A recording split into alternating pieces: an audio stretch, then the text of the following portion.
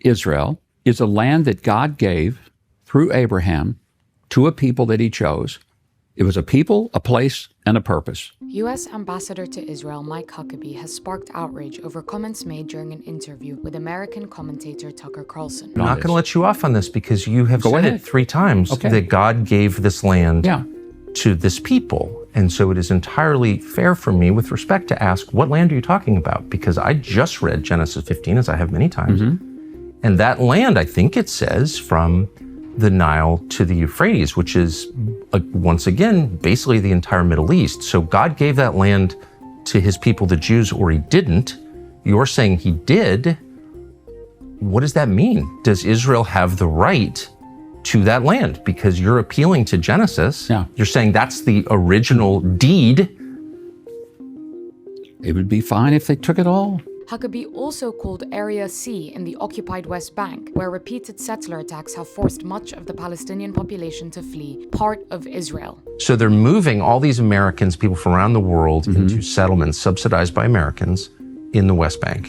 Now, they're not moving them from around the world to the settlements. They're people who make Aliyah. They come. I'm just saying, these are Israelis who live in Israel.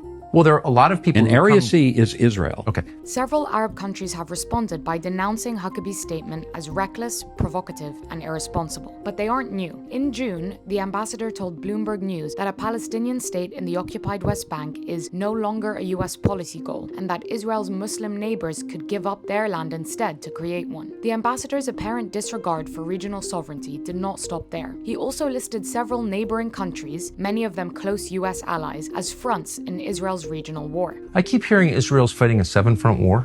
What are those 7 fronts? Well, you got Lebanon. You have Egypt. Now, Egypt is not an active war, but you have the Muslim Brotherhood within Egypt. You've got the Muslim Brotherhood in Jordan. You've got Syria. Wait, they're fighting a war with Jordan? With the Muslim Brotherhood that is in Jordan, not directly with Jordan, not the government of Jordan. But are they... You've got Hezbollah, Houthis. In Yemen. You have Hamas in Gaza.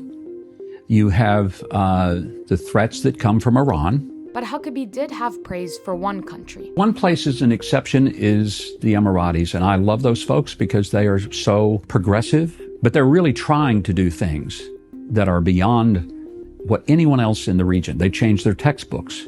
They teach that Israel is not a nation they should hate or seek to annihilate. His apparent disregard for the sovereignty of existing countries in the region, including Palestinian rights to statehood, has alarmed several Arab states and U.S. allies. It marks yet another step in which U.S. policy seems to be increasingly out of line with its Arab neighbors and increasingly deferent to Israel's government.